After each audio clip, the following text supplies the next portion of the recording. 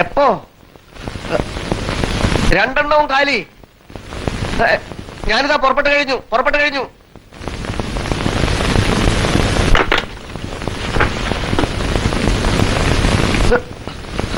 നീ എന്ത് ചെയ്യടാ ഇവിടെ? ടോയ്ലറ്റിൽ ഇരുന്നിട്ടോ?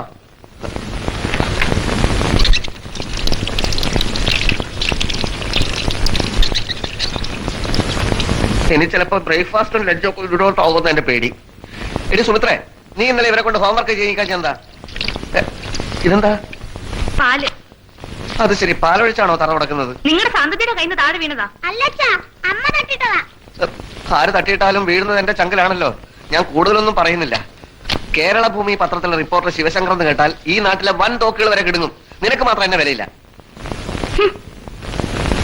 രാത്രിയിലത്തെ വരവ് കണ്ട വില വയ്ക്കാൻ തോന്നും. കുടുംബത്ത് സമാധാനം കിട്ടാത്ത എല്ലാ ഭർത്താക്കന്മാരുടെയും രാത്രി വരവ് ഇത്തിരി മോശമായിരിക്കും. എടീ, ഒരു നല്ല ഭർത്താവിന്റെ നല്ല ഭാര്യയാവാൻ നല്ല ട്രെയിനിങ് തന്നെ വേണം. നീ ശരിയല്ല, തീരെ ശരിയല്ല. ഇവിടെ എനിക്ക് റെസ്പെക്ട് കിട്ടുമെന്ന് തോന്നുന്നില്ല.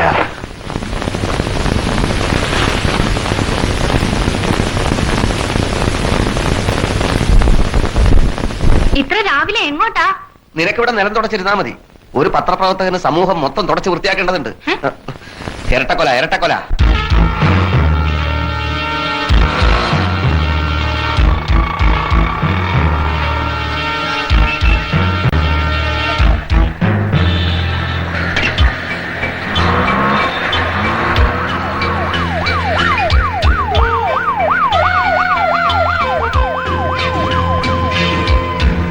ഇവിടെന്താ പോലീസ് വാൾക്കൂട്ടൊന്നും കാണാത്തത്?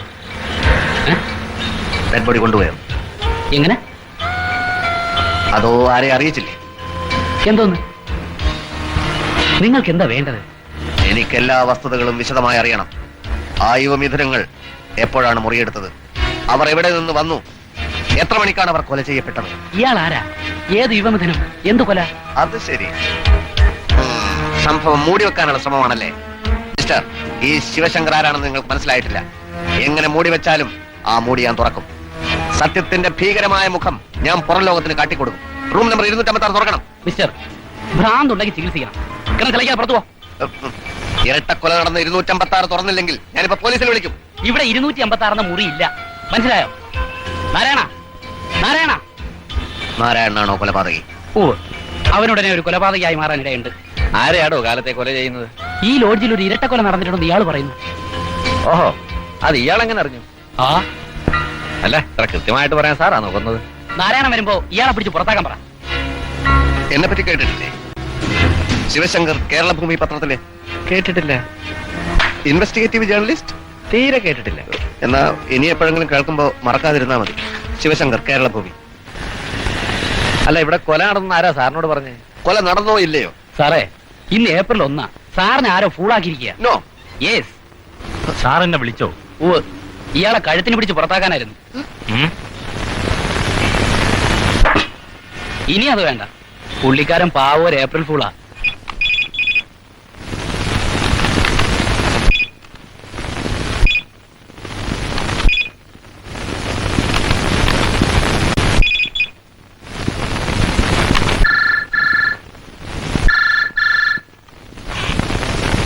മേനോൻ ഹിയർ. ഞാനതൊന്നും നോക്കിയില്ല.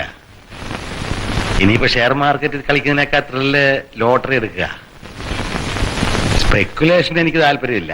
ഞാനൊരു പുതിയ പ്രോജക്റ്റ് വർക്ക് ചെയ്തുകൊണ്ടിരിക്കുക. ഈവനിങ് ഞാൻ അങ്ങോട്ട് വിളിക്കാം. ഓക്കെ? Yes, come in.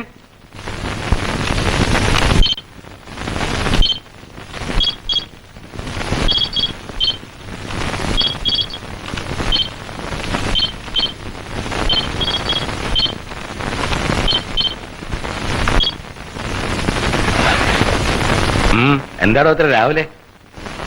രാവിലെ ഒരു അബദ്ധം പറ്റി. അതൊരു പുതിയ കാര്യമല്ലല്ലോ. സായിപ്പ് ഇന്ത്യയിൽ നിന്ന് സ്ഥലം കാലിയാക്കിയിട്ട് വർഷം 46 ആവുന്നു. പക്ഷെ ഇപ്പോഴും നാടൻ സായിപ്പന്മാർക്ക് ആ പഴയ ഹാങ് ഓവർ മാറിയിട്ടില്ല. കന്യാകുമാരിക്ക് എന്തിനാ കാശ്മീർ വഴി പോകുന്നത്? നീ കാര്യം പറ. New year, happy birthday, April full. നമ്മുടെ കൾച്ചറിൽ എവിടെയാ ഏപ്രിൽ ഫുൾ? സായിപ്പിന് ഉച്ചിഷ്ടല്ലേ അതൊക്കെ എന്നെല്ലാരും ചേർന്ന് ഇന്ന് ഏപ്രിൽ ഫൂളാക്കി. ഓ സായിപ്പ് ബുദ്ധിമാനാ. അതുകൊണ്ട് വർഷത്തിൽ ഒരിക്കലെങ്കിലും ഫൂൾ ആകാനുള്ള ഒരു കൊതി അവന് കാണും. നമ്മൾ 365 ദിവസവും ഫൂൾസാ. ഇനി പ്രത്യേകിച്ച് എന്തിനാ ഏപ്രിൽ ഫൂൾ? ഒരു ഏപ്രിൽ ഫൂളിനും ഈ ശിവശങ്കറിനെ പിന്തിരിപ്പിക്കാൻ പറ്റില്ല. പത്രപ്രവർത്തനം ഒരു യാത്രയാണ്. ആ യാത്രയിൽ അപകടമാണ് എന്റെ സഹയാത്രികൻ. പുതിയ വാർത്ത എവിടെ ഉണ്ടെന്നറിഞ്ഞാലും ഞാൻ ചാടി വീഴും. അതെന്റെ ത്രില്ലാണ്, ശീലമാണ്, ആവേശമാണ്. അടങ്ങി ശിവശങ്കര. ഒരു പത്രപ്രവർത്തനം വേണ്ടത് ആവേശം മാത്രമല്ല. A journalist must be a sensitive observant, sharp, instant and 100% dedicated to his profession. Yes, ഏത് സംഭവത്തിന് ഇടയ്ക്ക് ഉണ്ടാകാവുന്ന ഒരു ട്വിസ്റ്റ് അത് തിരിച്ചറിയാനുള്ള കഴിവ്, പ്രസൻസ് ഓഫ് മൈൻഡ്, കറക്റ്റ്. അതാണ് നിനക്കില്ലാത്തത്. ഉള്ള കഴിവിനുള്ള അംഗീകാരം പോലും എനിക്ക് കിട്ടുന്നില്ല. ഇതാണ് നിന്റെ മറ്റൊരു പ്രശ്നം, കോംപ്ലക്സ്. ഈ ധാരണ ഉള്ളിടത്തോളം കാലം സെൽഫ് കോൺഫിഡൻസ് ഉണ്ടാവില്ല. എന്തും വെട്ടിപ്പിടിക്കാനുള്ള ഒരു വിൽ പവർ നിനക്കതില്ല. ഞാൻ വന്ന കാര്യം സാധിച്ചു. എന്താണ്? മാനസികമായി കുറച്ചുകൂടെ തകർക്കപ്പെടാൻ വേണ്ടിയാ ഇങ്ങോട്ട് കയറിയത്. ഓക്കെ, കാലത്ത് ഏപ്രിൽ ഫുൾ, ഇപ്പൊ ഇത് പോട്ടെ. ഓഫീസിലേക്ക് കാണാം. എവിടേക്കെങ്കിലും ആവട്ടെ. ആ പിന്നെ ഇത് മുഴുവൻ ഇപ്പൊ തന്നെ ചേട്ടൻ ഫോൺ ചെയ്ത് സുമിത്രയോട് പറഞ്ഞേക്കണേ. പറഞ്ഞേക്കാം. ദേ, എന്റെ ഭാര്യയുടെ മുമ്പിലെങ്കിലും എന്റെ ഇമേജ് തകർക്കരുത്. നിരപരാധികളായ ഭർത്താക്കന്മാരുടെ ശാപമേറ്റാലുണ്ടല്ലോ, ചേട്ടൻ ഈ വയസ്സുകാലത്ത് കല്യാണം കഴിക്കേണ്ടി വരും. പോടാ പോടാ.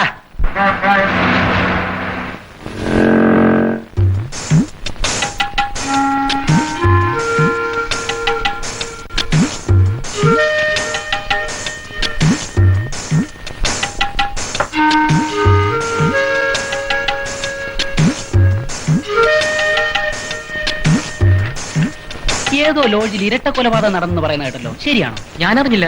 കഷ്ടമായി പോയി. ഹരി അറിഞ്ഞോ? ഇല്ല. നിന്നെയൊക്കെ എന്തിനു കൊള്ളാം. ശിവശങ്കരൻ ചേട്ടാ അറിഞ്ഞാണോ? ഇല്ല ചേട്ടാ. അറിഞ്ഞു. ഇരട്ട കൊലപാതകമല്ല, ഇരട്ട പ്രസവിച്ചെന്ന്. ആര്? ഇവന്റെ ഊത്ത വയറൻ രാഷ്ട്രീയക്കാരൻ തന്ത. അയാൾ പ്രസവിച്ച വിവരം പ്രസ് ക്ലബിൽ നിന്ന് വിളിച്ച് പറയും, മറ്റു പത്രക്കാരും അറിയട്ടെ.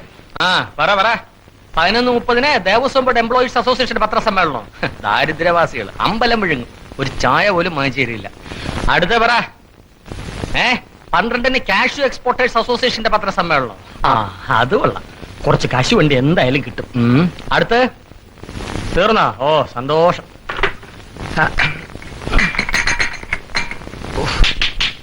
ശിവ, ഇന്ന് ഗിഫ്റ്റ് കിട്ടുന്ന പരിപാടികളൊന്നുമില്ല, കഞ്ഞികൾ. ആ പ്രസ് ക്ലബിൽ 3 പത്രസമ്മേളനം ഉണ്ട്, ശിവൻ നോക്കണം. സാധ്യമല്ല. 3 ഇന്റർനാഷണൽ പത്രപ്രവർത്തകർ പുറത്തിരിപ്പുണ്ട്, അവരെ ഏൽപ്പിച്ചാൽ മതി. നിയമസഭാ സമ്മേളനം കഴിഞ്ഞു, അതുകൊണ്ടാ 3 അടുപ്പൂട്ടിയല്ലോ ഇവിടെ. അല്ലെങ്കിൽ ഏതെങ്കിലും MLA-മാരുടെ പുറകെ നടക്കാം. അനീതിക്ക് കോളേജ് അഡ്മിഷൻ, അച്ഛന്റെ സസ്പെൻഷൻ, അമ്മൂമ്മയുടെ പെൻഷൻ, ഒന്നും പറയണ്ട. എല്ലാവരും കണക്ക് തന്നെ. എന്തെങ്കിലും ഗിഫ്റ്റ് കിട്ടാത്ത പത്രസമ്മേളനത്തിന് നിങ്ങളും പോവാറില്ലല്ലോ. അവർ സന്തോഷമായിട്ട് തരുന്നു, ഞങ്ങൾ സന്തോഷമായിട്ട് മേടിക്കുന്നു. എന്തോ അങ്ങനെ നക്കുന്നത് എനിക്ക് തീരെ ദഹിക്കുന്നില്ല. അയ്യോ, എന്തൊരു സിൻസിയാരിറ്റി. സിൻസിയർ ആണ്. A journalist must be sincere, sharp, instant and 100% dedicated to his profession. മേനു സാറിന്റെ വീട്ടിൽ പോയിരുന്നല്ലേ? അവിടുന്ന് ഉണ്ടത് ഇവിടെ ഛർദ്ദിക്കണ്ട. വിട്ടുപിടി ശിവ. ലീന. ആ പ്രസ് ക്ലബിൽ 3 പത്രസമ്മേളനം ഉണ്ട്, ലീന നോക്കണം. ഇഷ്ടപ്പെട്ടില്ല. എനിക്ക് വേറെ എന്തെങ്കിലും. തരാം. പ്രഭു കേരളഭൂമി. ശവോ എവിടെ? കടപ്പുറത്തോ? ശരി. നമ്മുടെ വിഴിഞ്ഞ ഏജന്റ് ഗോപാലകൃഷ്ണ, കടപ്പുറത്ത് അജ്ഞാത ശവശരീരം. ഓഹോ, എന്നാ ഞാൻ പോയി നോക്കാം. വേണ്ട, ശിവൻ ഇവിടെ വേണം. ഞാനൊന്ന് പുറത്തു പോകും. ഇന്ന് പ്രസ് ക്ലബിൽ നിന്ന് പാം ഓയിൽ കിട്ടുന്ന ദിവസമാണ്. അത് വാങ്ങിച്ച് വീട്ടിൽ കൊടുക്കണം. അജ്ഞാതനെ ഞാൻ നോക്കിക്കോളാം. അപ്പൊ ഞാനിവിടെ ചൊറിയും കുത്തിരിക്കണം. ഓക്കേ. അജ്ഞാത ശവത്തെ ചുറ്റിപ്പറ്റി വല്ലതും. ചുറ്റി പറ്റണ്ട. ഞാനാ ചീഫ് റിപ്പോർട്ടർ, പറയുന്ന അനുസരിച്ചാ മതി. അജ്ഞാതന്റെ കാര്യം ഞാൻ നോക്കിക്കോളാം.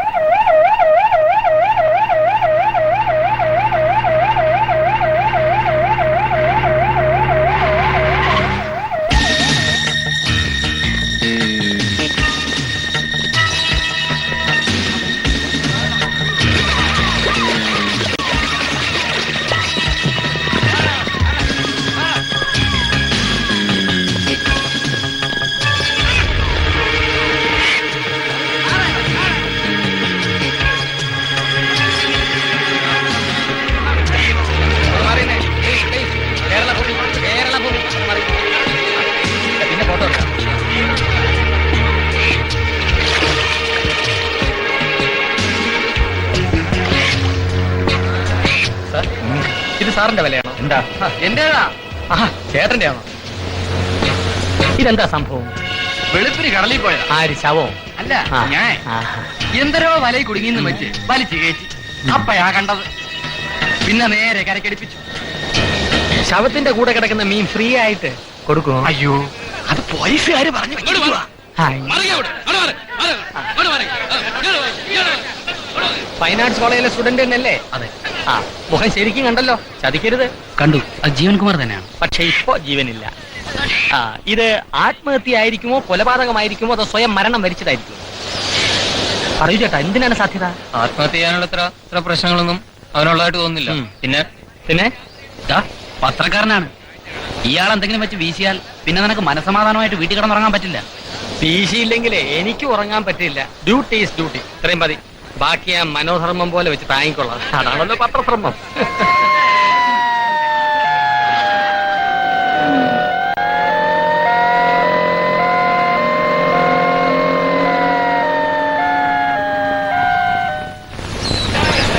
ശിവ, stop, ഏ? stop. താനെന്തിനാ ഇവിടെ വന്ന്? ഓഫീസിൽ ഉണ്ടാവണമെന്ന് ഞാൻ പറഞ്ഞല്ലേ? ഇത്രയും വലിയൊരു സംഭവം നടന്ന സാഹചര്യത്തിൽ ഓഫീസിൽ ഇരിക്കാൻ എന്നെ കൊണ്ട് സാധ്യമല്ല. ഞാൻ ആ ചീഫ്. ഞാൻ പറയുന്ന അനുസരിച്ചാ മതി. കടപ്പുറത്ത് ചീഫും ജൂനിയറും ഒന്നുമില്ല. ഒരു സ്കൂപ്പ് കിട്ടോ നോക്കട്ടെ. നിൽക്കടോ, നിൽക്കവിടെ. താൻ സൂപ്പ് എഴുതിക്കൊണ്ട് വാ. അത് പത്രത്തിൽ കൊടുക്കണോ വേണ്ടോന്ന് ഞാൻ തീരുമാനിക്കട്ടെ.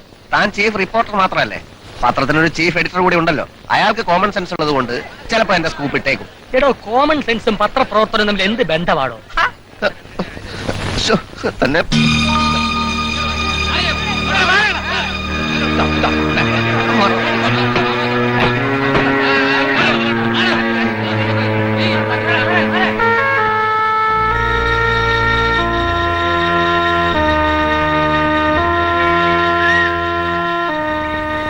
പോസ്റ്റ്മോർട്ടം കഴിഞ്ഞു.